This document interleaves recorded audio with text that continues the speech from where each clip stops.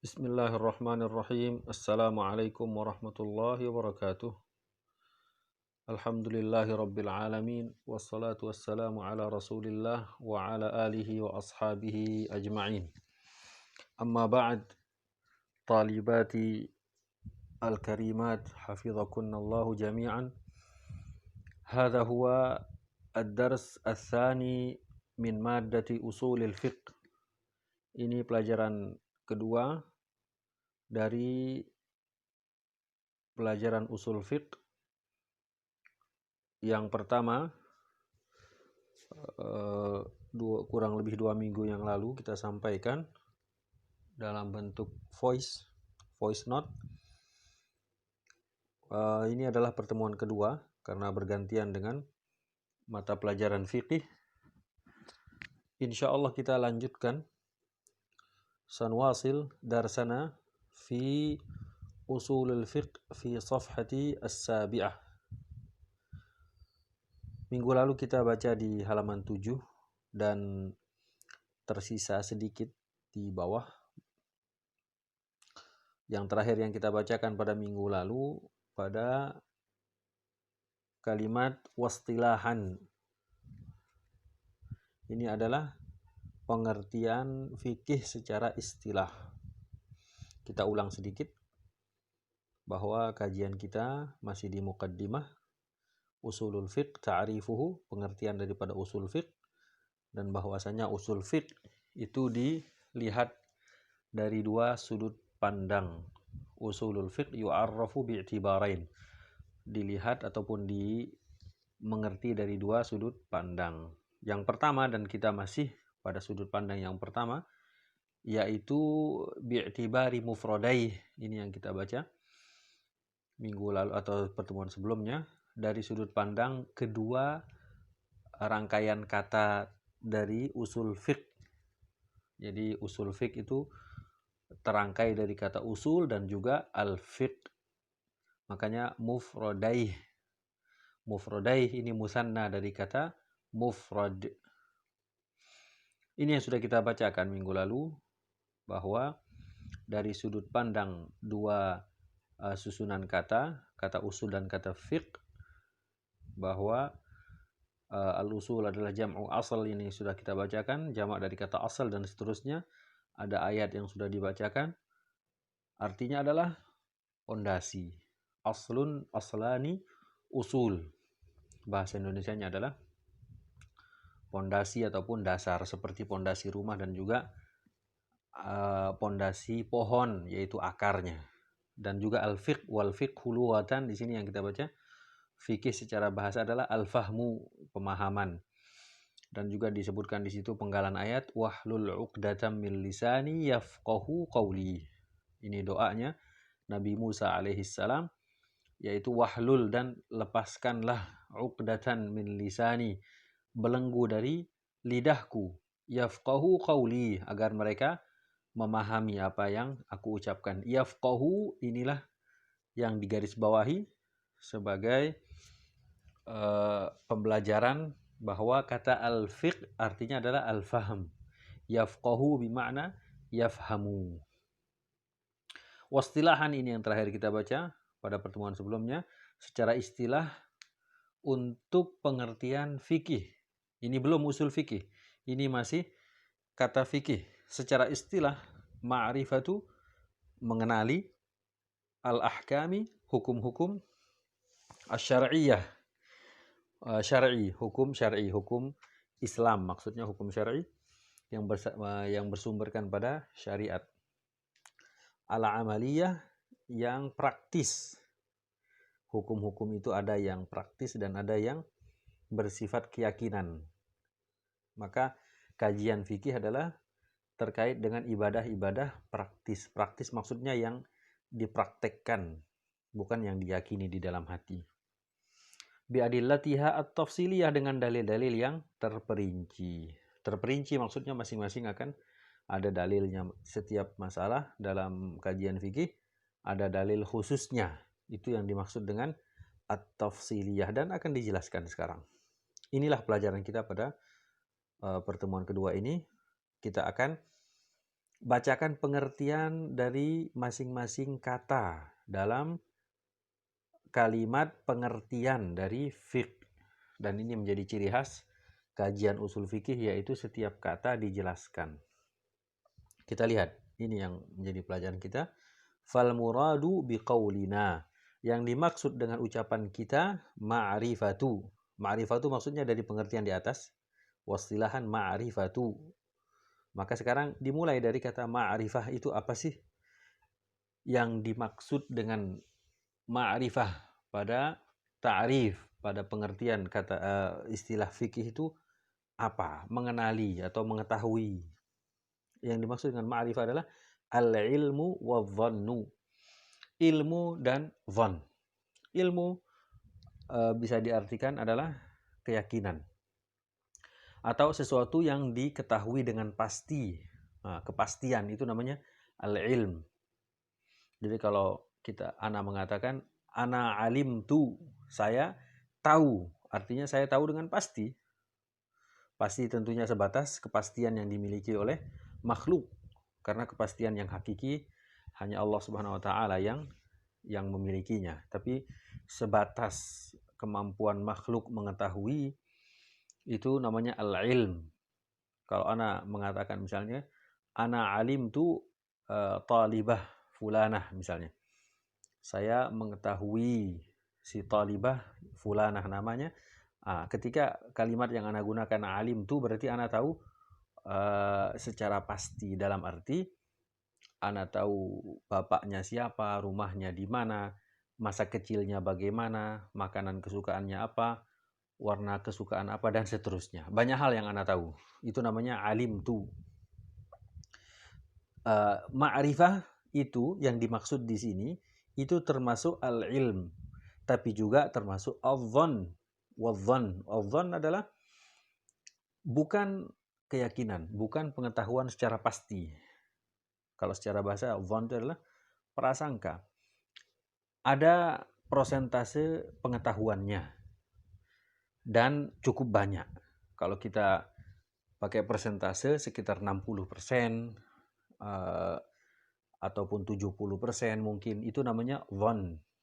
Jadi misalnya ana mengatakan dhanantu at-talibah fulanah kadza misalnya.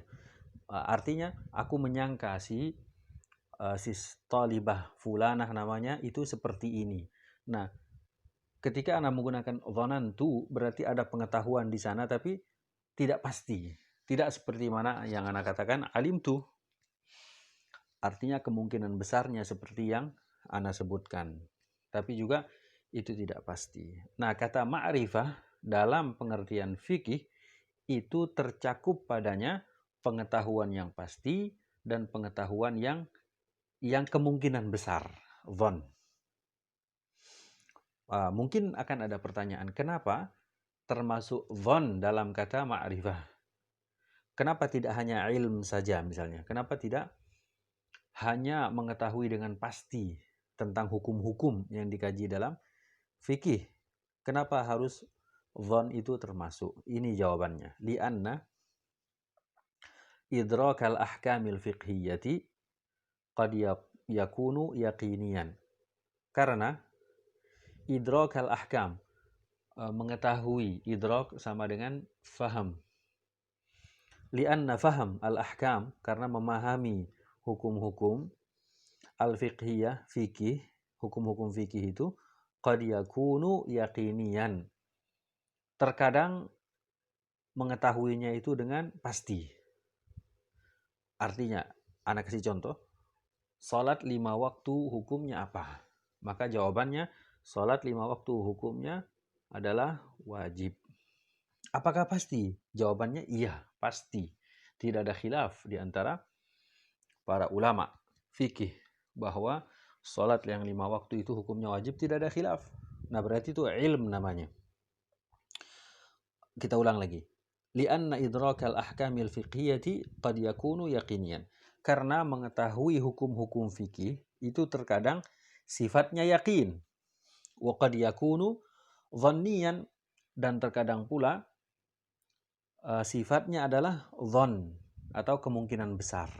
Tidak pasti tapi kemungkinan besar seperti itu. Artinya hukumnya diperselisihkan atau ada perbedaan di antara para ulama. Tetapi yang dirajihkan, yang dikuatkan itu adalah dhon, kemungkinan besar benar seperti itu. Kemudian kita lanjutkan di sini di baris kedua, kama fi katsirin min masailil fiqh, sebagaimana yang dhonnian ini fi katsirin, pada banyak, min masailil fiqh, dari permasalahan-permasalahan fikih. Nah, jadi justru talibat sekalian, justru mengetahui hukum fikih secara dhonni itu justru adalah yang lebih banyak dalam kajian fikih. Justru yang yakunu yakinian itu sedikit. Yang mengetahui hukum fikih secara pasti itu justru sedikit di kajian fikih. Justru yang terbanyak itu adalah yang bersifat dhonni. Sehingga ana tambahkan di sini penjelasannya. Sehingga itu sebabnya kita mengatakan bahwa dalam mengkaji hukum-hukum fikih sering kita temui khilaf, perbedaan, dan itu tidak masalah.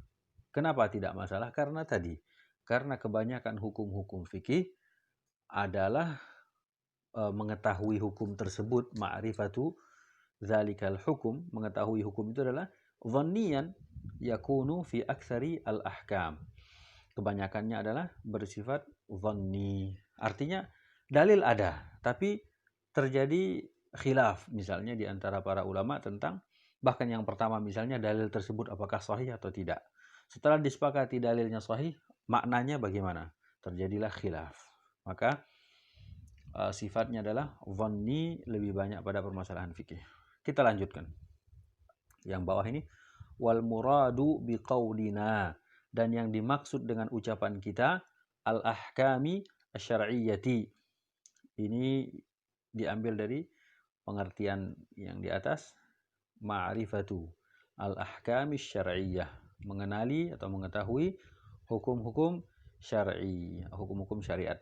Apa yang dimaksud dengan hukum syar'i, al-ahkamu syar'iyyah? Di sini dijelaskan al-ahkam yang dimaksud adalah hukum-hukum al-mutalaqqatu, yang diambil, al-mutalaqqatu yang diambil, minasy-syara', dari syariat, hukum-hukum yang bersumber dari syariat. Apakah ada hukum yang tidak bersumber dari syariat? Ada, ya, sebentar lagi disebutkan. Mana hukum yang diambil dari syariat? Kal wujub, seperti hukum wajib. Kalau kita mendengar kalimat ini hukumnya wajib, misal, ini berarti berbicara hukum syariat. Hukum syariat yang mengatakan ini wajib. Wat tahrim, dan juga haram misalnya. Ini hukumnya haram, berarti ini pembicaraan tentang hukum syariat. Yang tidak hukum syariat apa? Ini dia. Fa kharaja bihi al-ahkamul aqliyah, maka tidak termasuk pada hukum syariat adalah hukum-hukum logika. Al-ahkam, hukum-hukum al-aqliyah yang bersumber dari akal, yakni logika. Hukum logika tidak termasuk hukum syariat. Hukum syariat tidak termasuk hukum logika. Itu hal yang berbeda. Kharaja bihi, maksudnya tidak termasuk atau berbeda dengan hukum syariat adalah hukum aqliyah. Pertanyaannya, hukum aqliyah, hukum logika itu yang mana? Atau contohnya bagaimana? Maka ini dia, kama arifati, seperti mengenali, hukum akal itu seperti mengenali atau mengetahui annal kulla akbaru minal juz'i, bahwasanya semua, al-kullu itu artinya al-jami', annal kulla akbaru minal juz'i, bahwa semua itu lebih besar daripada sebagian. Ketika ana mengatakan misalnya al-kullu at-talibat yadkhulna al-fasl misalnya, semua santriwati masuk kelas. Artinya semuanya.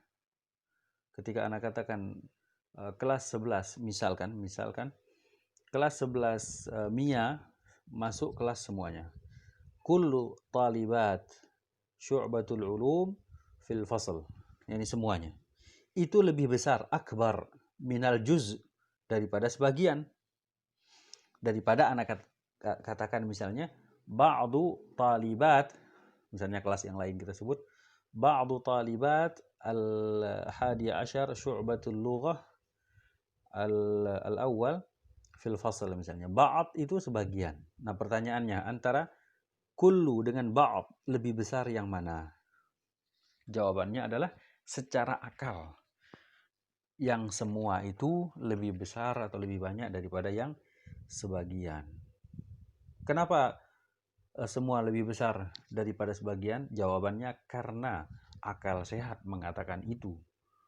Hukum akal. Karena logika mengatakannya. Secara akal memang semua itu lebih banyak daripada sebagian. Itu namanya hukum akal. Tidak usah tanya dalil.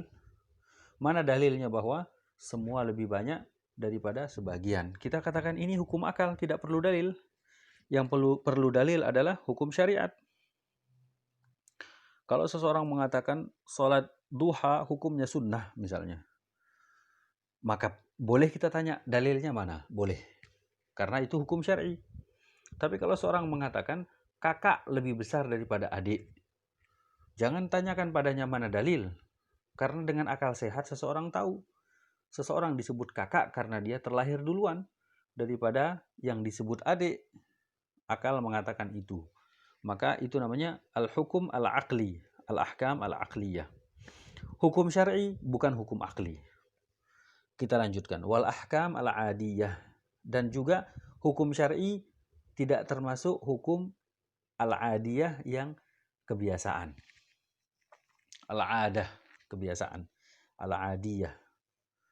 Jadi ada hukum syar'i, ada hukum akli, ada hukum adi. Hukum syar'i bukan hukum akli dan bukan hukum adi. Hukum akli bukan hukum syar'i dan bukan hukum al-adi. Hukum adi bukan hukum syar'i dan juga bukan hukum akli. Jadi masing-masing ini berbeda. Maka ketika kajian fikih adalah al-ahkam asy-syar'iyyah, kita lihat yang kita bahas adalah wal muradu biqaulina al-ahkam asy-syar'iyyah. Yang dimaksud dalam kajian fikih adalah mengenali hukum-hukum syar'i. Maka hukum-hukum syar'i yang dimaksudkan adalah yang bukan hukum akli dan bukan hukum adi. Pertanyaannya, al-ahkam al-adiyah itu apa? Atau contohnya apa? Wal ahkam al-adiyah, hukum-hukum adiyah. Contohnya adalah kama arifati nuzulit talli fil lailati syatiyah. Seperti mengenali atau mengetahui nuzul at-tal, telah turunnya ataupun turunnya hujan rintik fi al-lailah asy-syatiyah, di malam ketika dingin atau musim dingin. Syita adalah musim dingin. Lailah asy-syatiyah maksudnya malam ketika musim dingin. Kemudian idza kana al-jawu sahwan, ketika cuacanya cerah. Ketika cuacanya cerah, kemudian misalnya kita di pagi hari kita keluar rumah, kita lihat dedaunan itu basah. Maka secara adat, secara kebiasaan, berarti tadi malam itu telah turun hujan rintik. Tol namanya, at-tol. At-tollu lamnya bertasydid, itu artinya adalah hujan yang rintik. Kenapa dedaunan basah? Karena dia secara hukum adat itu dia terkenai air, makanya dia basah. Jadi kita pun mengetahui ma'rifah nuzulit tal, kita tahu telah turun hujan rintik tadi malam sehingga dedaunan itu basah atau genteng rumah basah misalnya, atau tanah basah. Itu kita tahu. Padahal kita tidak saksikan hujan itu turun. Tapi secara adat bahwa kalau sesuatu basah itu berarti terkena air. Nah, itu yang dimaksud dengan al-ahkam al-adiyah, hukum-hukum adat. Dan tentunya masih banyak lagi contoh-contoh yang lainnya, yang tentunya juga hukum adat ini seperti hukum akal tadi, al-hukum al-aqli, tidak perlu dalil. Jangan tanya dalilnya. Misalnya ketika kita katakan contoh hukum adat yang lain, misalnya an-nar harrah, api itu panas. Terus dalilnya mana? Tidak usah tanya dalil. Memang api itu panas. Artinya kebiasaan membuktikan. Buktinya adalah anak kecil ketika belum mengetahui bahwa api itu panas, maka dia akan memegangnya. Ketika dia rasakan, maka dia tahu, oh, api itu adalah panas. Kebiasaannya yang mengajari dia bahwa api itu panas. Kemudian malam di musim dingin itu dingin, musim panas itu panas, itu adalah kebiasaan. Dan seterusnya itu namanya al-ahkam al-adiyah. Dia tidak termasuk dalam hukum syar'i. Kita lanjutkan sedikit di sini. Di halaman 8. Kita baca dengan cepat. Wal muradu biqaulina al-amaliyah. Yang dimaksud dengan perkataan kita al-amaliyah. Tadi coba kita lihat lagi. Di pengertiannya di atas dikatakan ma'rifatu al-ahkam asy-syar'iyyah al-amaliyah. Mengenali hukum-hukum syar'i yang amaliyah, yang praktis. Dari kata al-amal, al-amal ini mempraktekkan, mengamalkan. Kalian lihat di halaman 8. Wal muradu biqaulina al-amaliyah, yang dimaksud dengan perkataan kita al-amaliyah adalah ma la yata'allaqu bil i'tiqad. Sesuatu yang tidak ada kaitannya dengan keyakinan. Hukum fikih kaitannya dengan ibadah-ibadah amali, bukan dengan i'tiqadi. Yang dipraktekkan bukan yang diyakini. Contohnya apa? Kas-sholati, seperti sholat. Sholat itu apa? Dipraktekkan yang namanya sholat. Bukan diyakini. Ketika ana mengatakan fulanun sholla, si fulan telah sholat misalkan.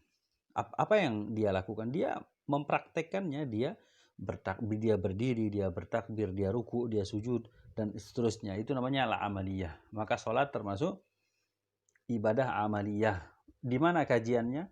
Di fikih.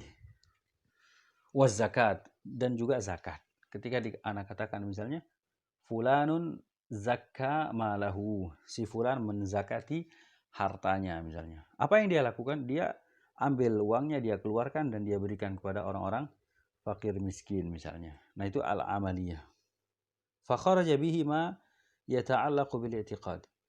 Maka tidak termasuk dalam al-amaliyah adalah sesuatu yang berkaitan dengan al-i'tiqad, keyakinan. Seperti apa keyakinan itu? Katauhidillah, seperti mengesahkan Allah. Misalnya ana mengatakan ana wahidullah, aku mengesahkan Allah. Apa arti mengesahkan? Meyakininya di dalam hati bahwa Allah itu esa. Bukan di amaliyah seperti sholat tadi. Bagaimana bentuk mengesahkan Allah? Maksudnya ya diyakini di dalam hati bahwa Allah itu esa, tauhidullah. Cuman keyakinan itu nanti ada dampaknya pada amal perbuatan.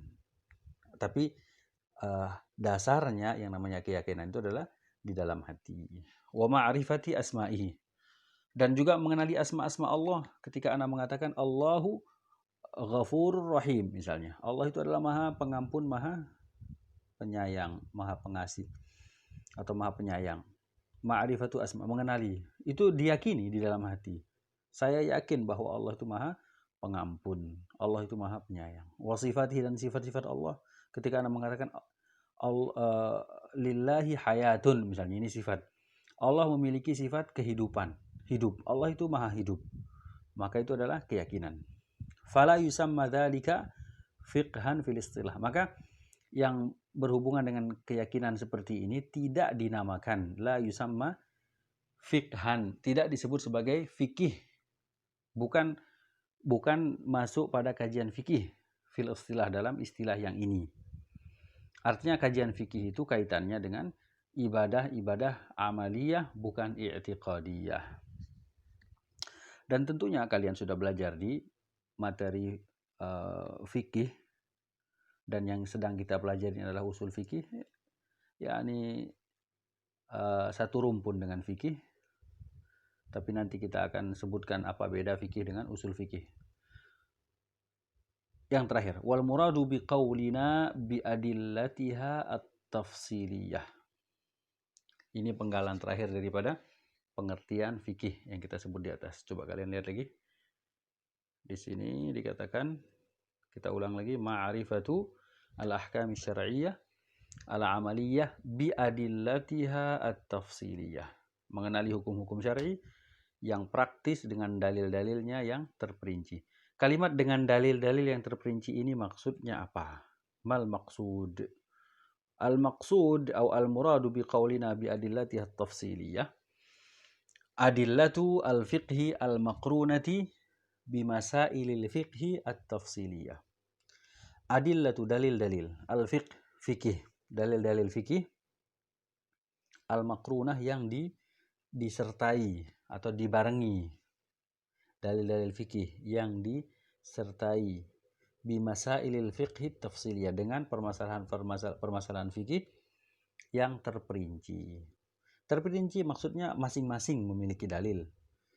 Fa kharaja bihi usulul fiqh. Nah, dengan pengertian tafsiliyah ini, maka fikih itu tidak sama dengan usul fikih. Kharaja bihi itu maksudnya keluar dari, artinya tidak sama. Jadi fikih itu tidak sama dengan usul fikih dari sisi ini. Karena usul fikih, coba kita lihat, ini dia. Li'annal bahtha fihi, karena pembahasan pada usul fikih, pembahasan pada fihi maksudnya ke usul fikih, maksudnya ini innama yakunu fi adillatil fiqhil ijmaliyah, karena pembahasan dalam usul fikih adalah hanya yakunu terjadi fi adillatil fiqhi al ijmaliyah, pada dalil-dalil fikih secara global. Dan inilah yang menjadi beda antara fikih dengan usul fiqh, bahwa kajian dalam fikih adalah dalil-dalil tiap masalah secara terperinci, adapun kajian usul fikih adalah tentang dalil-dalil secara global. Artinya secara global dalilnya yang dikaji, dalil itu dikaji. Kalau fikih hukumnya yang dikaji. Memang terkait sekali atau terikat sekali antara hukum dengan dalil, yakni hukum itu keluar dari dalil. Nanti insya Allah akan lebih jelas lagi dengan mengikuti kelanjutan pelajarannya. Dan talibat sekalian, ini kita masih pada al-awwal, artinya dari sudut pandang yang pertama tentang atau untuk memahami kata usul fikih, yaitu dari dua kata susunannya, yaitu usul dan fiqh.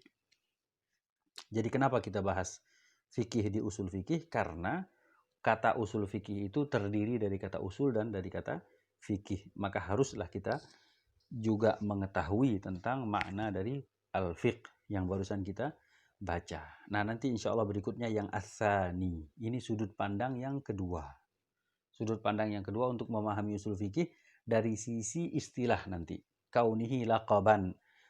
Bi'tibari kaunihi laqaban, yakni dari sudut pandang bahwa materi ini disebut sebagai usul fikih. Itu apa? Insya Allah nanti kita akan lanjutkan lagi karena ini cukup panjang penjelasannya.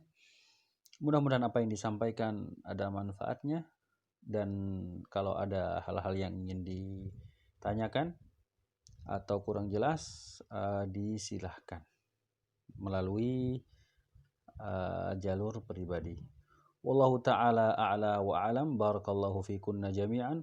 wa ashkurukunna ala husnil istima' wa al-fahm. Barakallahu fikunna jami'an. Wa nakhtatim bi du'a kafaratul majlis. Subhanakallahumma wa bihamdik asyhadu an la ilaha illa ant astaghfiruka wa atubu ilaik. Wassalamualaikum warahmatullahi wabarakatuh.